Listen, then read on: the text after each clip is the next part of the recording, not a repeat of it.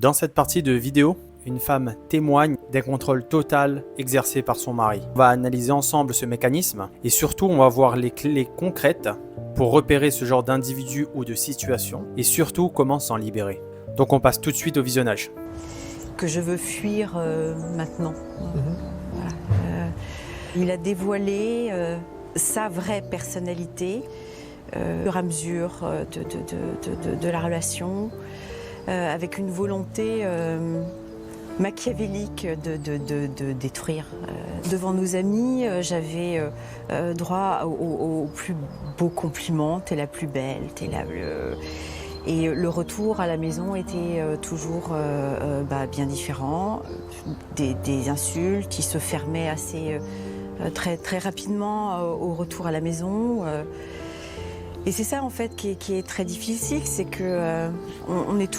Alors cette stratégie est un mécanisme de manipulation puissant. En public, il se montre adorable, ce qui empêche la victime de parler sans paraître folle. En privé, il rabaisse et détruit progressivement la confiance de sa partenaire. Et ça crée une dissonance cognitive. Peut-être que j'exagère, peut-être que c'est moi le problème. Donc comment repérer ce phénomène tôt? Compare comment elle te traite en privé et en public. Si tu ressens un écart entre les deux, c'est qu'il y a un réel problème. Parle de ton ressenti à quelqu'un de confiance. Tu peux prendre quelqu'un d'extérieur qui pourra lui te confirmer si ton ressenti est légitime ou pas.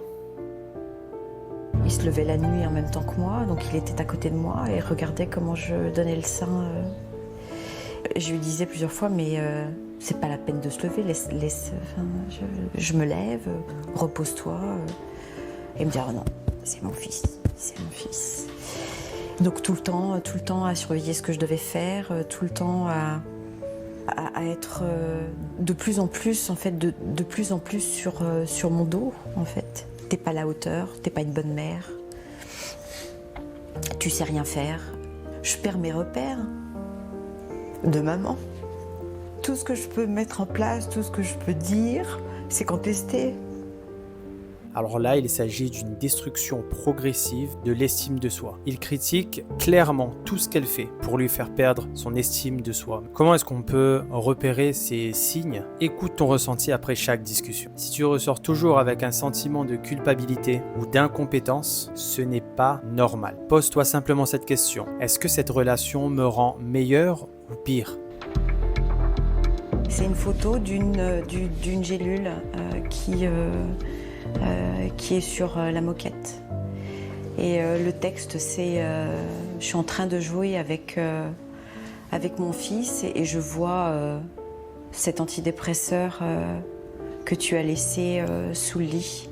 Heureusement, je l'ai trouvé parce qu'il aurait pu le manger. Donc je l'appelle.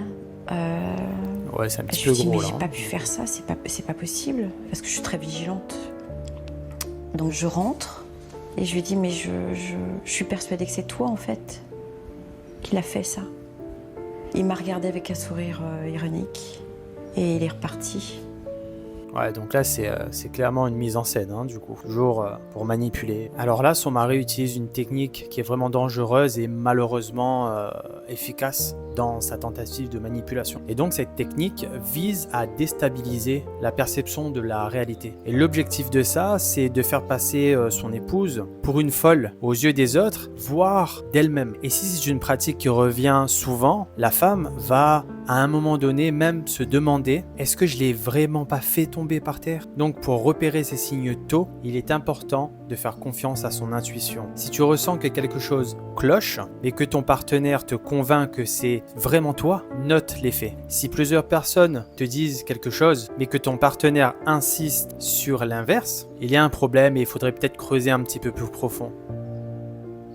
Donc il convoque la gendarmerie pour signaler une information préoccupante par rapport à notre fils. Il fait appel aussi à la protection de l'enfance. Donc je me retrouve convoquée et devant une assistante sociale et une puéricultrice qui m'explique que je suis là parce que une personne anonyme est venue pour signaler, encore une fois, une information préoccupante. Quelque temps après, je reçois un courrier de son avocat qui dit là clairement que je suis dépressive depuis que je suis enceinte. Il utilise aussi également des institutions officielles extérieures pour créer une pression extérieure. Son but est de prendre le contrôle total et s'assurer qu'elle ne puisse pas se défendre. Si ton partenaire parle souvent de contacter les autorités contre toi, c'est une alerte. N'hésite pas à documenter tout ce qui se passe, à écrire, à faire même des photos, pourquoi pas, parce que si la situation se dégénère, il te faudra des preuves. Sa démarche à lui, en train de faire la cuisine. Ah oui, mais c'est comme ça que tu devrais faire. Il est tout le temps sur vous. Vous avez des idées de plats. Ah oui, c'est très bien, c'est une très bonne idée, ma chérie, c'est très bien, c'est très bien. Et puis, un quart d'heure après, ça change. Petit à petit, j'arrivais plus à être spontanée, en fait. Je me disais, est-ce que je dois dire ça? Est-ce que je peux dire ça? Qu'est-ce que lui va dire? Qu'est-ce qu'il va en penser? Est-ce qu'il va être content? Donc vous étiez dans le contrôle permanent? Oui, tout le temps.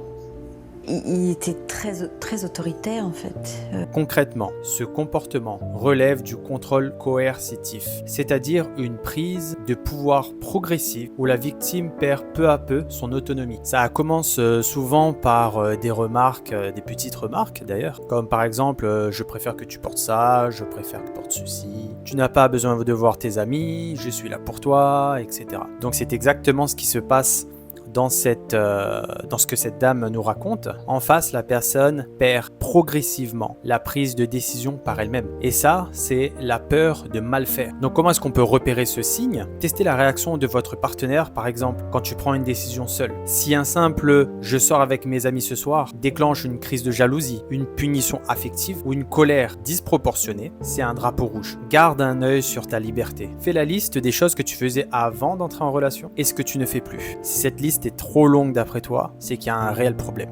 Je vais maintenant vous donner 3 étapes à suivre pour vous libérer d'une relation toxique. La première chose est de réaliser que ce n'est pas toi le problème. Note tes émotions après chaque interaction avec ton partenaire. Parle à quelqu'un d'extérieur pour valider ton ressenti. La deuxième chose est de reprendre le contrôle progressivement. Fixe des limites. Commence par des petites décisions indépendantes et teste la réaction de ton partenaire. S'il réagit mal à ton autonomie, c'est une preuve supplémentaire au problème. Et la troisième et dernière chose, préparer un départ sécurisé. Rassemble tes affaires et tes documents importants discrètement. Trouve un lieu sûr où aller, chez de la famille, des amis de confiance ou même une association. D'ailleurs, en parlant d'association, n'hésite pas à contacter une assoce spécialisée en violence psychologique. Donc si tu ressens que quelque chose ne va pas, écoute-toi. Une relation saine est basée sur le respect et le soutien et jamais sur la peur ou la manipulation. Il existe toujours une solution et ça, même si elle paraît lointaine. Personne ne mérite de vivre sous une emprise. J'ai voulu faire cette vidéo en cette période de Saint-Valentin puisque tout le monde va faire une vidéo sur l'amour, sur le bonheur, etc. Mais moi je tenais vraiment à pouvoir lancer un message d'alerte puisque beaucoup de couples traversent des moments difficiles, parfois même des moments très graves et j'espère que cette vidéo vous aidera à réagir et à vous défaire de cette manipulation. Je vous invite à me laisser un commentaire sous ma vidéo, à vous abonner puisque ça m'aide beaucoup pour le référencement et je vous dis